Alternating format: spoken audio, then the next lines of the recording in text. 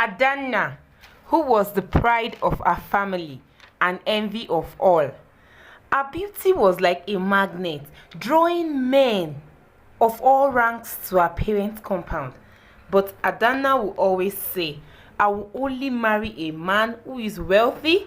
She will always admire herself, saying, I'm truly beautiful, I'm endowed, I'm blessed. My husband has to come from either Lagos or Abuja. She will say, from the moment she turned 18, different kind of men always ask for her hand in marriage, but she always finds thing in all of them. Her friend Nkem, who got married to a fisherman, was always mocked by Adanna. One afternoon, as she stood under the tree with a group of admirers, her friend Nkem walked past her. Adanna will laugh out loud for everyone to hear. Tell me, how does it feel to marry a man who can only afford fish? No gold, no diamond, just fish. But Nkem will only say, my husband may not be rich, but he loves me deeply. That is more precious than any gold you can find. Adanna will say, love will not buy you new dress or pay for a trip to Lagos for you. One day, Nkem, I will marry a man so rich that even the king will envy me. Nkem will hold back her tears and walk away, but she was wounded by Adanna's words. Queen Olamma, who was her friend, was not left out. She would say, I told you not to marry the king. You cannot be the only woman in his life. Now you are crying. Queen Olamma will cry even more because she was hurt by Adanna's speeches to her. Soon, Nkem and Princess Olamma became friends, venting their frustration about Adanna. Nkem was tense and angry as she remembered how Adanna laughed so loud at her.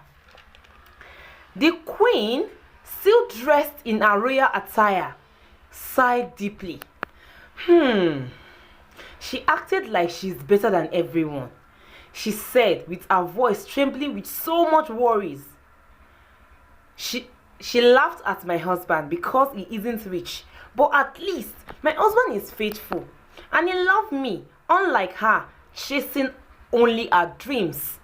Both women exchange looks and say, we will see what will become of Adanna. Soon, different kind of men begin to come to her father's compound. The first to come was Chike, who was a hard-working farmer. He brought her a basket of fresh yam and all kinds of fruits.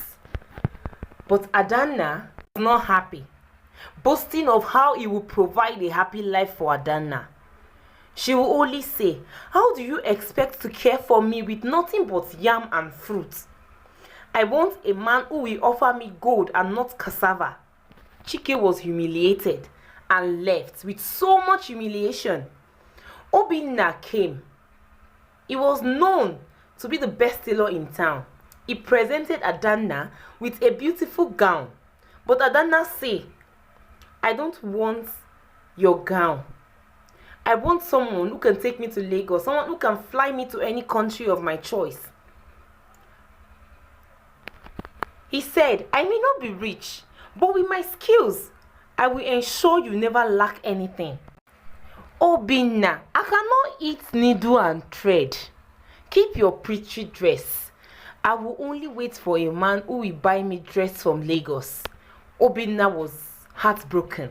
He left. Soon after, her parents began to worry. One evening, they called her and said, Adanna, you are beautiful and you truly deserve a good man, but you are too proud. The man you dismiss today may be the one you need tomorrow. Wealth fades, my dear, but a good heart lasts forever. Mama and Papa, do not worry. I do not want to be like Nkem and Olamma. My own husband will come and he will be rich beyond measures. You will see. Our parents exchange worried glances, but they say no more. You have your life to live. We will let you be. But please, my daughter, listen to us. Prince Obi, the king's son, came with so much confidence. He arrived in his golden chariot and his king's men. Villagers gathered to watch. He said, I have wealth, I have power, and a palace awaiting you, Adani. I brought you this golden necklace from Dubai. Please accept it in love. Oh, Obinna, you want me to be your wife? How does your father, the king, treat Olamma, my friend? Truly, a palace is a fine place. But what good is in a palace if I have to share it with other wives? I want a man who will make me only his queen. Prince Obi was shocked and offended and returned to the palace with so much anger. Ekene, a handsome trader from the city, came, wearing the most finest clothes and smell of exotic perfume. Adane, my love, I traveled to Lagos and Abuja, and I'm dealing in gold and diamond. Marry me and you will live like a queen. You will have all you ever wanted. But Adana said, Ekene, you are charming, but traders come and go. How do I know you will not trade me for other things? Or someone else? I want more than promises, Ekene. Adana, you will never change, Ekene said. Shortly, suitors after suitors came, but no one was impressive to Adana. She always complained and find faults in all of them. Either they are too short, or they are too rich, either they are too, but she never loved anyone that comes her way. News started spreading around the village that Adana was impossible to please. Soon, suitors stopped coming and all the villagers started making mockery of Adana, saying she has used all her bad behavior to send all her suitors away. She cried and cried and cried. Luckily for her, Ugo, a tall, handsome, confident man, came her way. Ugo made it known to her how he was so rich, claiming to have business in Lagos and having business around all the 3 cities in the world. His trick caught Adana's heart. Adana became enchanted. She finally thought, the man she has dreamt of has arrived. Her wedding was top-notch in the village. Everyone was surprised, saying, Adana's patients have finally given her what she wanted. Little did she know that all Ugo's wealth was all a lie.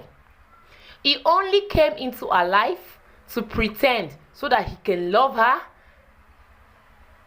and also to make her to learn a lesson. After their wedding, Ugo took Adane to his home. They got there. She was so shocked. Ugo, so all you have been telling me is a lie. How can you live? You told me you live in a mansion. How can you live in such a stinking place? Ugo said, oh, this is always what you have always wanted. I made our wedding the most lavish one, but let me tell you, I am not as rich as I claim. You have to accept the fact that this is where you will stay. From that moment, she cried. She reflected on how she has insulted Nkem, on how she has insulted Olamma. She thought of all the suitors that she has sent away, saying, oh, had I known, I would have not do such. She had no choice but to live with Ugo because her dowry has been paid in full. She learned her lesson in the hard way and learned that wealth fades, but true love lasts.